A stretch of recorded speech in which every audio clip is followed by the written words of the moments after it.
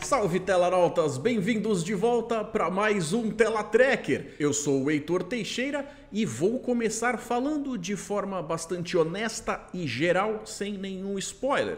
Mas quando chegar a hora eu aviso, então podem ficar tranquilos. Nós estamos aqui para falar do último episódio a ser lançado em Star Trek Picard, o 7º episódio intitulado Dominion.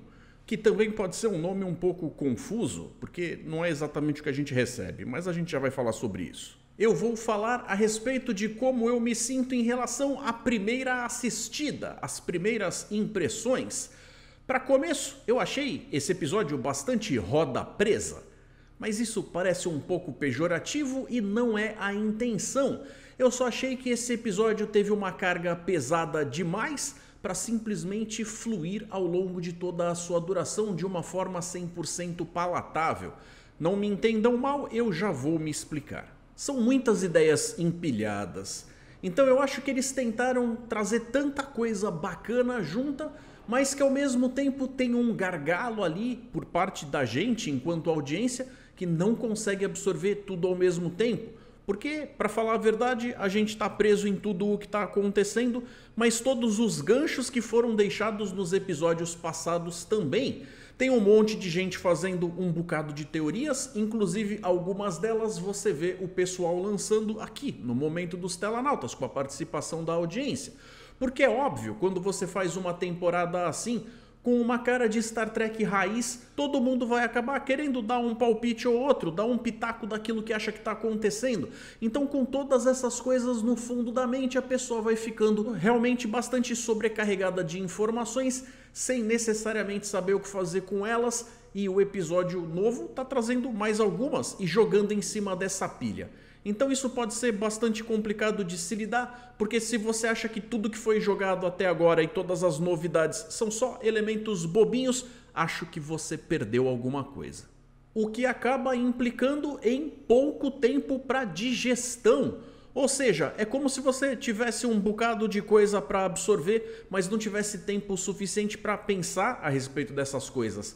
Mas isso funciona principalmente para esse episódio aqui, porque ele tem esse lance de trazer questões morais num nível bastante acima do que a gente tinha visto na temporada até agora, por mais que eu, para ser justo, tenha que dizer, a temporada está trabalhando uma série de questões de uma forma muito mais interessante do que foi feito nas temporadas anteriores, pelo menos na minha humilde opinião. Questões morais essas que só o verdadeiro Star Trek consegue fazer, aonde as implicações não são assim tão preto no branco, tem ali um pezinho muito mais naquela escala de cinza, aonde é possível que às vezes algumas dessas coisas morem exatamente no meio, o que faz a gente se sentir meio mal, porque afinal de contas a gente estava tratando da tal da utopia do Gene Roddenberry, mas talvez ela não seja exatamente algo tão possível ou alcançável assim, pelo menos segundo os showrunners da temporada atual, que são aqueles que estão fazendo as coisas que mais estão agradando a galera no geral. Então, será que a Federação é tudo aquilo que a propaganda promete? Muitos detalhes importantes são soltos em frases curtas, e isso acaba implicando em você ter uma série de elementos para trabalhar, mas também tem aquele lance do piscou, perdeu. Então, se você fez uma reclamação a respeito de tal cena não fez sentido, talvez você esteja certo, mas talvez você esteja errado, porque muito provavelmente a explicação para entender aquele detalhe foi solta na boca de algum personagem no meio de um falatório, aonde você estava tão sobrecarregado de informações que deixou escapar. Então, de novo, lembrando que eu estou falando da primeira impressão, da primeira assistida. Pareceu que a gente estava vendo uma série de coisas acontecendo, mas que na verdade tinha ali pouco progresso. Até por causa da forma como eles são obrigados a fazer, por causa orçamentária, aquele negócio todo onde a série inteira quase que está rolando dentro dos cenários da Titan. Eles pouco visitam locações e as locações que eles visitam costumam ser bastante humildes em termos de produção, porque os caras estão colocando o foco na história e não na grandiosidade visual dos sets e dos cenários que eles estão colocando as histórias. Mas, porém, contudo, entretanto, ao assistir o episódio mais uma vez, eu acabei percebendo que, na verdade, não é que ele é arrastado nem nada. É que ele é muito denso mesmo. É como se você estivesse comendo um prato com um tempero muito forte, que a princípio pode causar uma certa estranheza. Mas, uma vez que você se acostume, você percebe o quanto ele é gostoso. Para todos os efeitos, esse, eu acredito, que vai ser um episódio que daqui pra frente vai ser um dos menos descartáveis de toda esta série. Um daqueles que vai dar mais o que falar lá na frente, em épocas por vir, da mesma forma como outros tantos episódios da nova geração e outras das séries da franquia acabaram fazendo ao presentear a gente com historinhas que tocam em pontos muito nevrálgicos. Antes de prosseguir, atendendo ao pedido da nossa espectadora Márcia, segue uma lista com episódios para entender melhor a guerra contra o Dominion. Eu vou deixar uma lista mais completona na descrição do vídeo, mas vou avisando que ela é grande pra caramba. Afinal, o Dominion fez parte de forma bastante extensa da série Deep Space Nine, então não é meia dúzia de episódio que vai resolver a história toda, não. Eles fizeram parte daquela coisa em uma série que estava treinando, aspirando a ser serializada, muito à frente de seu tempo lá atrás, então tem uma penca de episódios para assistir se você quiser acompanhar todas as nuances. Agora, se você quiser uma versão menorzinha, para ter pelo menos um gostinho do que aconteceu lá atrás, eu vou deixar a lista aí na sua tela. Homefront, Paradise Lost, Apocalypse Rising, Call to Arms, In the Pale Moonlight, Tears of the Prophets, Extreme Measures, The Dogs of War, What You Leave Behind. É claro, quem discordar dessa lista pode deixar a sua própria correção ou sugestões nos comentários. Para quem já frequenta o canal há tempo, seja muito bem-vindo. Se você está chegando agora, considere se inscrever. Vem fazer parte disso, da família na tela, que cresce todo dia para se tornar algo muito bacana, com a interação de todos os participantes. Então deixem os seus likes, inscrevam-se no canal, ativem as notificações e fiquem atentos que lá no fim do vídeo a gente vai ter a participação da Patota no Momento dos Telanautas. E eu também explico como é que você pode fazer para participar caso você deseje. A partir desse ponto aqui, eu vou fazer parecido com o que eu fiz no vídeo anterior, vou pegar as histórias de uma forma talvez até bastante desconexa, onde o que vale é muito mais o tema do que a cronologia da forma como ela acontece, porque dessa vez eu não estou fazendo uma recapitulação, mas fiquem atentos porque vai chover spoiler. Antes de começar de fato, vou deixar aqui uma curiosidade, pelo menos algo que foi curioso para mim. Apesar do fato do episódio se chamar Dominion, a gente vê uma parcela do tal Dominion, não o Dominion todo. Pelo menos não ainda nessa série, já que a gente só tá vendo os Changelings tomando conta das coisas que eles julgam como importantes e necessárias. Mas o Dominion mesmo, propriamente dito, não era formado por uma espécie apenas. Era uma penca de gente, lutando cada uma fazendo seu papel dentro daquele grupo como tinha sido estabelecido pelos fundadores, no caso os Changelings, os Metamorfos, a patotinha do Odo. Vamos então citando e embalando o nosso papo com alguns momentos bastante saborosos. Eles citam ali o Shintoka System, onde agora a gente tem um grande ferro velho de naves acontecendo naquele lugar, com um monte de coisa de destruição em massa do que aconteceu justamente na série Deep Space Nine, já que lá pelo menos duas das grandes batalhas contra o Dominion aconteceram.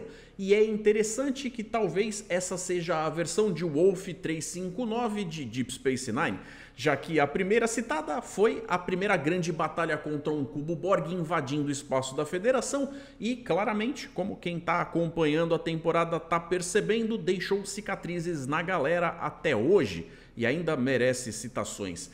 Não era para se esperar nada menos de uma outra batalha tão grandiosa quanto que aconteceu justamente contra o Dominion. E é aí então que a gente tem o retorno de uma outra cara querida, fazendo um personagem conhecido, ou quase, já que a gente vê o Tim Russ voltando como uma versão faz de conta do Tuvok.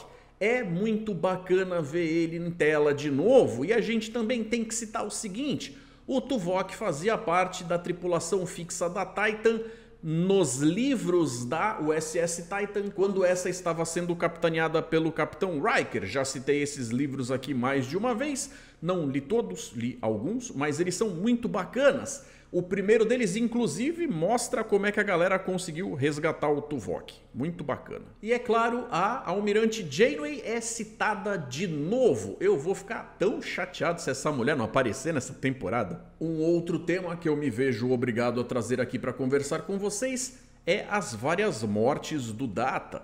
Já que a gente tem o lado dentro da vida real e o lado fora da vida real, ou seria o lado dentro da narrativa ficcional e o lado dos bastidores.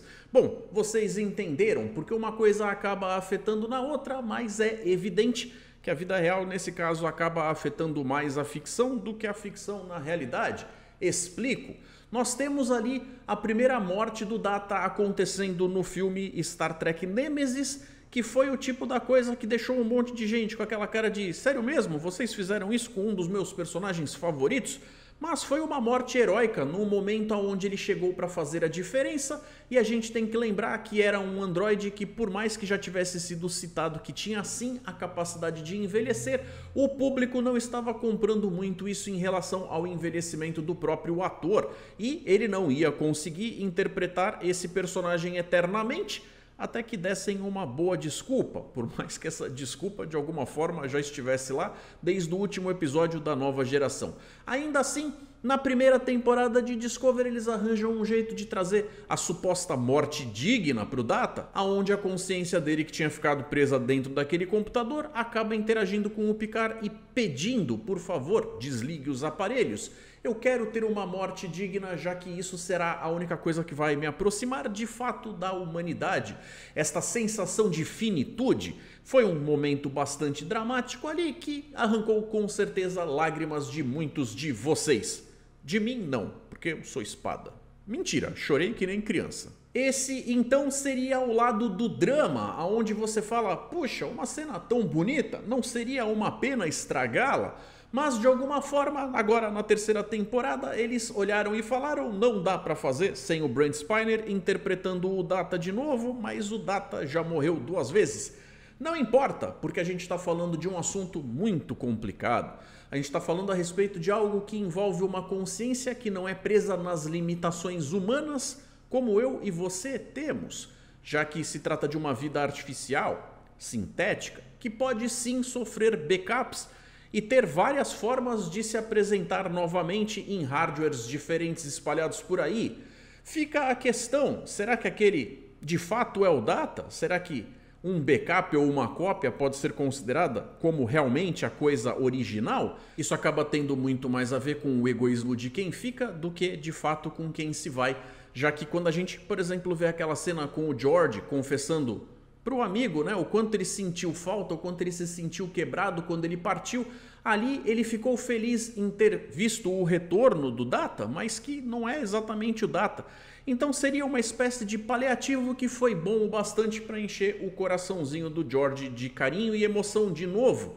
Mas será que não é o Data de verdade? Já que o Data, na verdade, não é uma coisa só, finita, guardada dentro de um container que não pode se esparramar pelo longo da vida eterna, e nós temos a dificuldade de entender isso porque essa não é a nossa condição? Difícil, né?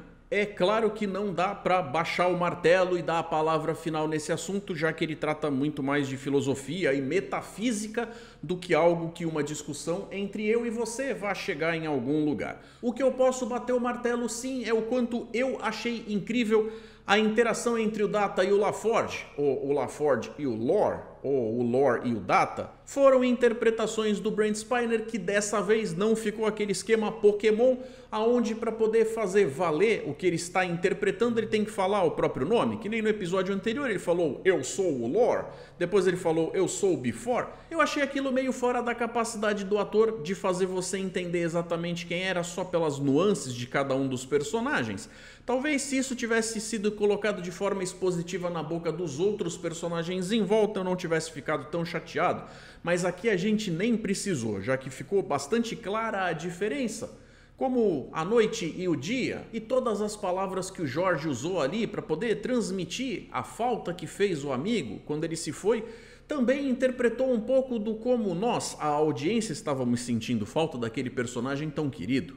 E, é claro, isso faz com que eu emende esta parte da narrativa com o que vem em um outro momento, quando o lore começa a tocar o terror ali no meio, dificultando a vida de todo mundo.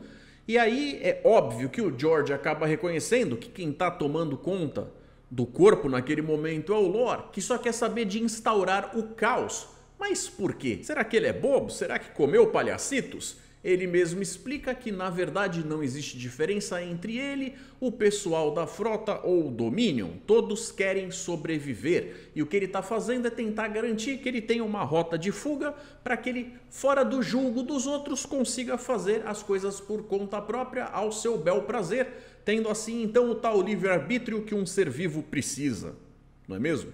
E é justamente quando o Jack percebe toda a porcaria que está acontecendo no universo em volta dele, aos olhos dele, por sua própria culpa, que ele resolve se entregar naquelas de se sou eu que estou fazendo diferença aqui, vai fazer com que eles parem de atacar, de insistir, me entrega logo, já que eu não valho a pena. A gente não tem como ganhar essa porque a gente está num momento desprivilegiado. E aí o papai, carequinha, vira para ele e fala, e se a gente não tiver numa posição tão ruim assim? É óbvio que eles estão falando de um plano onde a ideia é um dos truques mais velhos de roteiro que a gente conhece, que é usar a própria pessoa que está sendo caçada como isca e atrair a galera para lá. Coisa tão óbvia, mas tão óbvia que a gente só entende o porquê que a Vedek está caindo naquela quase de livre e espontânea vontade, porque ela está sofrendo tanta pressão da cabeçorra flutuante lá, que inclusive vale a pena a gente falar um pouco mais a respeito dela depois, pelo menos um detalhezinho ou outro. E é então que a gente vê que ela vai sim caindo em algumas coisas que são claramente enganos, mas que ela sabe que não tem escolha, tem que se jogar lá de um jeito ou de outro para tentar resolver a coisa pessoalmente. Acontece então toda aquela sequência de ação que ficou interessante, apesar de super resumida, porque os cenários são poucos, a quantidade de figurantes extras e pessoas para participar também não chega a ser aquela coisa toda, aquela iluminação dramática de serviço ficou meio foi o que deu para arrumar, não acho que tenha sido a melhor pedida, nem que condiga tanto assim com a realidade do que seria a verdade daquela galera no dia a dia com os equipamentos presentes ali. Ficou uma coisa meio que para continuar escondendo, já que a gente sabe que essa temporada toda tá muito escura, dessa vez eles tentaram quase que fazer o inverso jogando luz na sua cara, para que você não veja os defeitos ou as coisas com menos qualidade de produção espalhadas por lá. Corre pra cá, corre pra lá, sobe campo de força, baixa campo de força, prende bandido de um lado, faz a galera ir pra um lado, coloca ela no meio da situação e eles prendem a Vedek. E é aí que pela primeira vez a gente vê uma vilã quase mequetrefe, daquelas meio de vilão da Disney da década de 60, daqueles que viram o bigodinho e tudo mais, porque ela é meio over the top, toda exagerada, faz toda aquela dramaticidade. Inclusive eu escutei um termo que eu achei muito interessante, que a Amanda Plummer atua como se ela estivesse atuando, e esse é um termo que deveria ser destinado justamente para uma situação de teatro, como para as pessoas que estão nas filas de trás. Então tudo que ela faz é grandioso, é aquela fala alta, é aquela coisa expansiva de braços abertos para que ela seja percebida sem equívocos, mesmo por quem está sentado lá longe no teatro. E é aí então que de forma bastante dramática eles pegam esta característica de vilã e entregam um background pra gente que justifica muita coisa. Não tudo, mas muita coisa, de uma forma inclusive bastante pesada. Uma das reclamações que eu tinha tido, se não reclamações, pelo menos um comentário de algo que talvez não tenha me agradado tanto, da mesma forma que quando o Worf aparece acaba arrancando a cabeça do Ferengi e eu preferia um Star Trek sem isso, aqui eles trouxeram algo num grau de peso que talvez não seja a coisa mais família que eles já mostraram na franquia. De qualquer forma, a gente entende que a vida real tem dessas e a gente tem que lidar com cada uma dessas coisas, cada um desses pesos, até porque a gente entendendo coisas assim, temos a chance de melhorar enquanto espécie. Nós, aqui, da audiência. É contado lá então que o pessoal da Seção 31, que de fato por si só já é uma história à parte, que vive naquela tal escala de cinzas que eu comentei, que são necessários para tomar conta do todo, da federação, dos interesses gerais, tomando as atitudes que outras pessoas, entidades, organizações não são capazes, quando tudo está indo de mal a pior, para tomar aquela decisão derradeira para poder voltar as coisas para o trilho, mas isso implica em eles terem um senso de moral bastante borrado, capazes de tomar escolhas, atitudes que normalmente a gente se envergonharia, principalmente se você concorda com o jeito de pensar da Frota Estelar, na visão utópica do Gene Roddenberry. É mostrado lá então que a Vedic foi submetida a todo tipo de experimento e tortura naquilo que eles chamaram de Projeto Proteus. O projeto envolvia experimentos em 10 changelings capturados para criar uma nova espécie que fosse capaz de passar pelos métodos usuais de detecção, como exames de sangue, e assim ser utilizado como espião perfeito para a Federação. Mas aí eu te pergunto, como é que você programa alguém para lutar para você, quando essa pessoa antes era o seu inimigo? Eu imagino que a forma mais justa de se responder isso é fazendo algo muito perto, muito próximo da lavagem cerebral, o que por si só já tem que ser muito filha da mãe para poder escolher fazer, não é mesmo? Na primeira oportunidade de escapar, a Vedic, quando se solidifica, acaba pegando a cara justamente da torturadora dela. A mulher que fazia tudo como se fosse mais um dia qualquer, uma terça-feira à tarde, assobiando e tal. Talvez até por isso ela deixe as cicatrizes no rosto, quase como se ela estivesse usando aquele rosto para lembrar a si mesma do ódio que sente, mas de alguma forma colocando uma cutucada naquelas de isso aqui é como se eu estivesse te ferindo um pouco como você me feriu por tanto tempo. O outro ponto de distorção moral que a gente tem, ou de compreensão da moralidade que a gente tem, acontece justamente com a doutora Beverly conversando com o resto da galera, principalmente com o George, com o Picard, a respeito de alguns temores que ela tem do qual seja a cartada final para conseguir resolver essa situação, o que não seria muito diferente das atitudes tomadas lá atrás pelo pessoal da Seção 31. O problema é que para isso funcionar, ela tem que colocar como alvo um determinado tipo de genoma de um determinado tipo de espécie, que não discriminaria quem é culpado ou inocente ali no meio, e então, portanto, acabaria categorizando genocídio, como se você limpasse uma galera da história da existência. O que talvez seja complicado, porque eles não têm esse tipo de valor, eles querem resolver o negócio na diplomacia. É que a diplomacia dessa vez parece que está bastante complicada. Esse é um dos motivos pelo qual eu falei para vocês, que a gente às vezes vai ter situações onde não dá para dar ouvidos apenas para um dos lados. É uma situação bastante complicada. Quando o Picard fica sabendo dessas atrocidades, ele diz com bastante honestidade e temor e pesar que não sabia do que estava acontecendo ali. Mas agora, aparentemente, por mais que aquilo tenha afetado ele está se mostrando disposto a talvez ter que recorrer a esses métodos de novo. Qual será o grau de desespero do carequinha de estar tendo que passar por uma situação dessa de novo? De qualquer forma, é interessante salientar que a própria doutora que está trazendo essas questões não está distante do que a personagem era na própria nova geração, onde ela era uma das personagens mais vocais a respeito de situações como essas, onde ela sempre lembrava aonde estava aquela faixa moral que dividia o até onde a gente pode ou deve chegar. Então aqui, mesmo com o tempo tendo passado, ela essencialmente ainda é a mesma pessoa. Curioso para mim é o lance todo do próprio Patrick Stewart ter comentado que só aceitaria voltar para essa série se fosse para interpretar um personagem bastante diferente de tudo aquilo que ele já tinha feito. Mas é justamente quanto mais parecido ele fica com aquilo que a gente espera dele que a série fica melhor. E aí, Patrick? Antes de avançar, uma outra coisa que eu achei curiosa, e eu tinha dito que ainda tinha algo sobre a Vedic que valia a pena ser comentado, foi uma teoria que eu ouvi, que eu não sei se sustenta ou se justifica, mas pelo menos tem um jeito interessante de ser analisado, até que a gente receba de fato ali a resposta do que era ou deixava de ser aquela cabeça flutuante. Alguém chegou e comentou na internet que aquilo talvez seja meio que um certo lado interno dela, quase uma parada meio Clube da Luta, onde quando ela arranca aquela parte do membro, da mão, e ele flutua para falar com ela, fosse o lado mais interno dela que estivesse tomando o controle, estivesse acessando a situação como uma espécie de líder, de guia, de norte para aquilo, e lembrando ela de que ela tem um compromisso com esse lance de ir com o plano até o fim. Se aquilo de fato vai ser só mais uma dupla personalidade dela, o seu lado mais malvado, não sei, mas é interessante pensar que isso é uma possibilidade. E enquanto ela tá presa atrás do campo de força e eles vão falando, a gente já descobriu que você pegou o corpo do Jean-Luc Picard, a gente sabe que provavelmente você quer catar o Jack para poder somar o genoma dele e fazer ali uma espécie de duplo que vai entrar lá na situação onde vai ter a comemoração do Frontier Day e tal.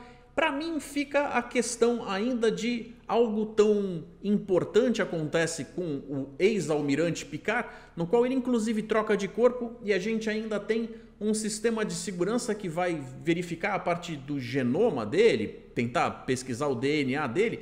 A frota já deveria saber que ele está de fato morto e que se aparecer qualquer um com aquele DNA, aquele um não é o Picard. Então, nesse sentido, eu achei que ficou meio mal explicado, meio esquisito. Não me deram a entender se isso foi falado claramente nas temporadas anteriores, me escapou completamente. Inclusive, aproveitem para comentar aí embaixo de se de repente o Picard tentou esconder o fato de que agora ele tem um corpo sintético da galera por qualquer motivo. Já que, inclusive, depois do final da primeira temporada, até os sintéticos sungianos, que agora são quase que uma nação, já são aceitos de forma praticamente liberada na Federação. Então aquilo ali me soou estranho, mas o que eu estou tentando comentar é o fato da Vedic, cada coisinha e cada detalhe que ela escuta, por mais que ela vá ficando com uma cara de quem está ficando com um ódio danado de que você está descobrindo o plano, ela não dá nunca o braço a torcer. O que ela se resume a dizer é: não, eu não estou procurando o Jack para mim, porque ele não é para mim. Inclusive, doutora mamãe, ele também não é para você. E isso vai depois ter um desdobramento até o final do episódio. Agora, alguns momentos que pra mim deixaram um tremendo ponto de interrogação foram coisas como, por exemplo, o Jack Wi-Fi ajudando a Sidney ou flertando com ela no elevador. O que era aquilo? Aquilo foi uma coisa que meio que surgiu do nada.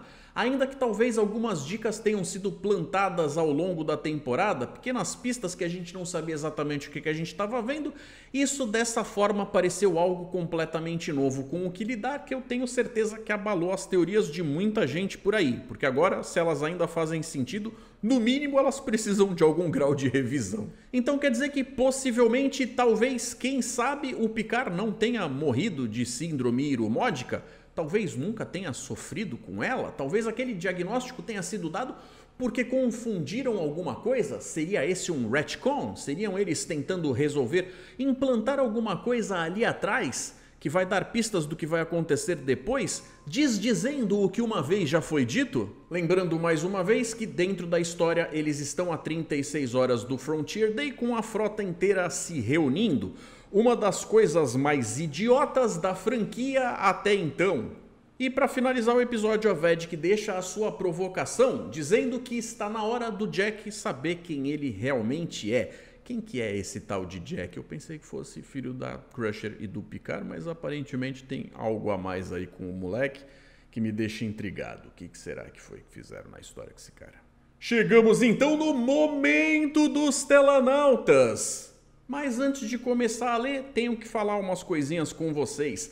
Há tempos atrás, quando eu comecei com o momento dos telanautas, eu avisei para vocês que isso era um teste que ia durar durante algum tempo e que conforme a necessidade a gente ia mexer em uma regrinha aqui ou outra lá. Como eu gosto de ser transparente com vocês a respeito do que acontece em interações como essa, vou deixar claro que a procura de vocês tem aumentado, o que me deixa bastante feliz, mas também dá bastante trabalho. E vocês têm se empolgado, colocado textos bastante grandes, às vezes mais de um. Então, galera, vou pedir para vocês, ou façam textos um pouco menores, que sejam mais fáceis de caber aqui. Afinal, às vezes a procura é menor, um texto maior caberia numa boa, mas quando tem bastante gente participando, o meu tempo de vídeo acaba ficando muito maior do que eu poderia. Então, em casos assim, se vocês não se regularem por conta própria, vou avisando que eu provavelmente vou dar uma editada para reduzir o texto de vocês, tentando não perder a essência do que foi dito, respeitando a ideia de vocês ali. Mas de qualquer forma, eu preciso mexer um pouquinho nessas coisas, porque está começando a ficar um pouco mais difícil de acompanhar. Em casos onde o participante porventura venha a submeter mais de um, responda 2 pontos, eu posso vir a escolher colocar o mais relevante. Como é que eu faço isso? Só na hora eu descubro mesmo. E finalmente vale lembrar a parte mais importante. Por favor, lembrem-se disso para depois não dizer que eu não fui claro com vocês ou que eu não fui justo.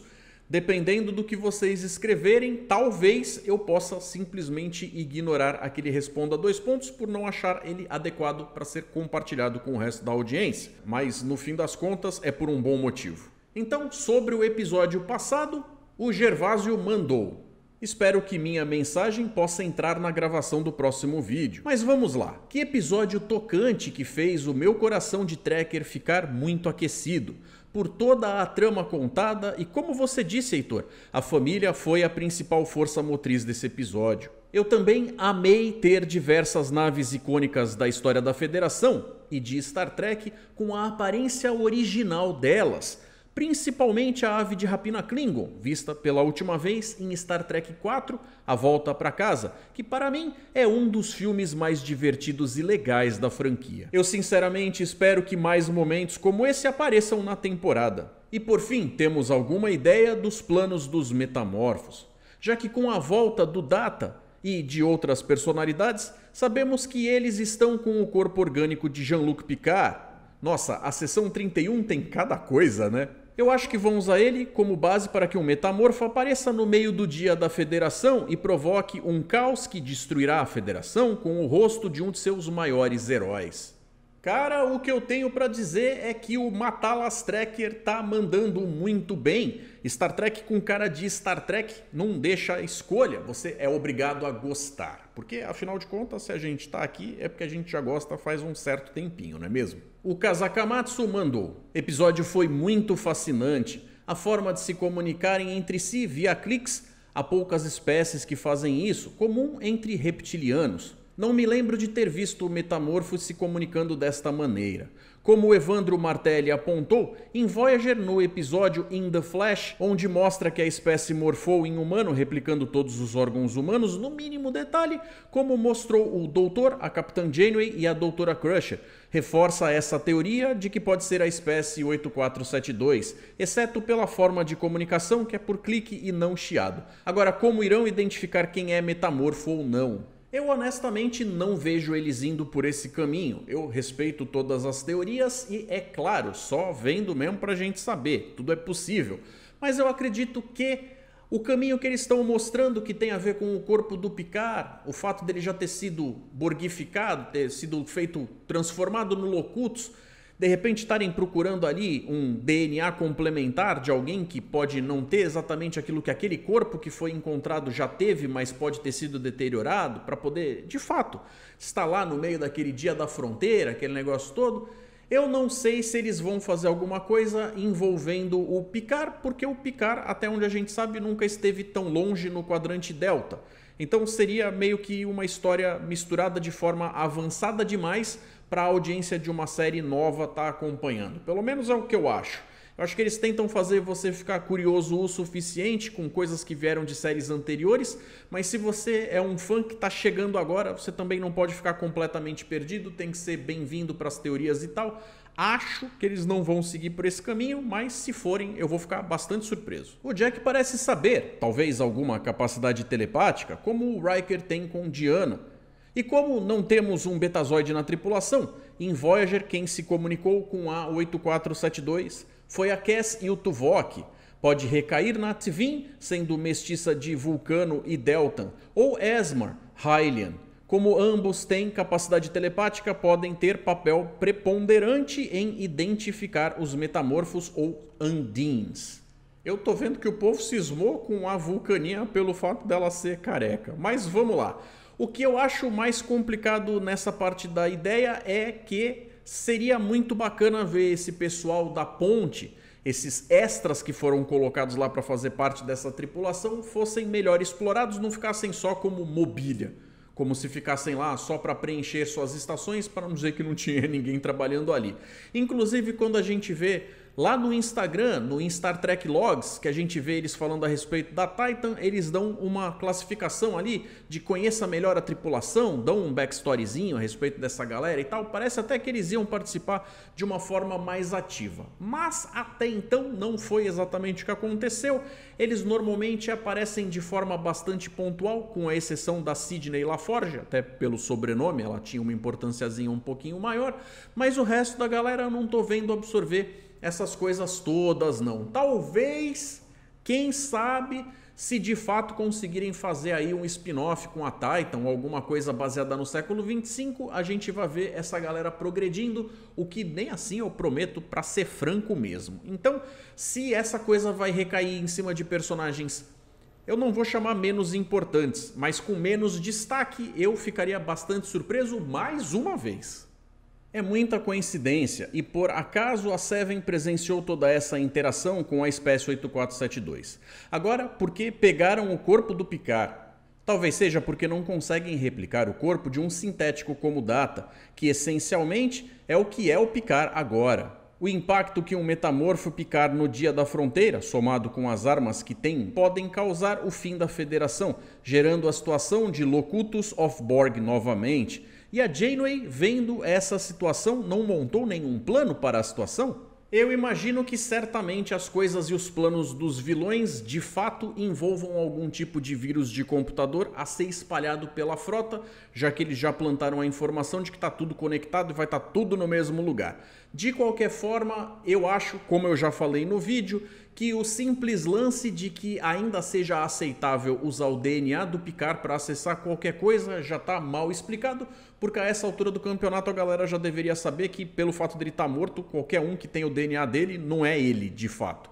A menos que ele se explicasse muito bem explicadinho. Agora, quanto a Janeway, eu não sei se esse assunto teria chegado na atenção dela, porque afinal de contas, tem coisa pra cacete pra ser cuidada e a mulher é uma só. E o Bruno Chassotlago lançou a opinião dele.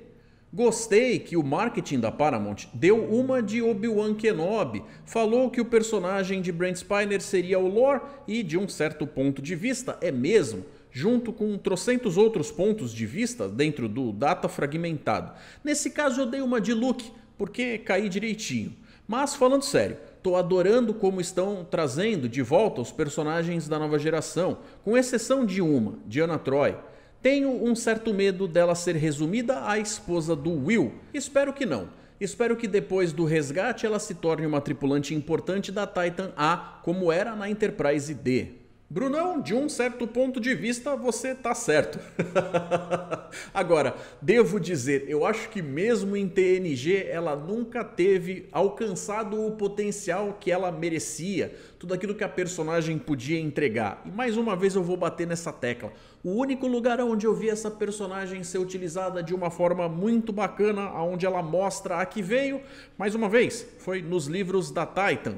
Na época em que essa nave era comandada pelo marido dela, mas não era exatamente essa nave. E o Márcio Bravin lançou pra gente. Como falei no episódio anterior, deixaram a lacração de lado e investiram em um bom roteiro, bem dramático, empolgante, vibrante, com um bom suspense amarrando o final de um episódio ao próximo. Que tortura! Esse episódio foi muito emocionante no que diz respeito a Star Trek, estações espaciais, naves estelares, alertas vermelhos, torpedos fotônicos, batalhas, saídas pela tangente, fuga, ponte de comando, sala de reunião, trambicagens, como o roubo do dispositivo de camuflagem, gambiarras, instalação na Titan do mesmo dispositivo e, é claro, uma tripulação que amamos. Mas confesso que essa história do Data, Lore, Before já está meio batida. Poderiam deixar o personagem quieto e evitar o assunto formas cibernéticas no enredo.